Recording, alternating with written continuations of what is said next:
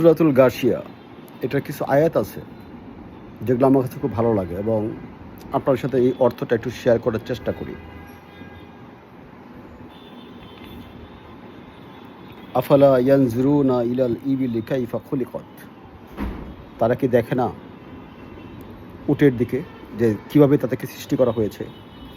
ওয়া ইলাস সামাই কাইফা রুফিআত, আকাশের দিকে কিভাবে তাকে উপরে ঝুলন্ত অবস্থা রাখা হয়েছে।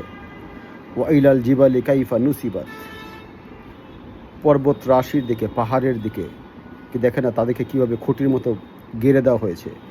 ওয়া ইলাল আরদি কাইফা সুতিহাত, এবং জমিনের দিকে যে কীভাবে তাদেরকে বিস্তীর্ণ করা হয়েছে, সমতল করা হয়েছে। ফাজাক্কির ইন্নামা আনতা মুজাক্কির, আপনি তাদেরকে উপদেশ দিন। লাস্তা আলাইহিম বিমুসাইতির ইল্লা মান তাওয়াল্লা ওয়া কাফার ফায়ুআযিবুহুল্লাহুল আযাবাল আকবার।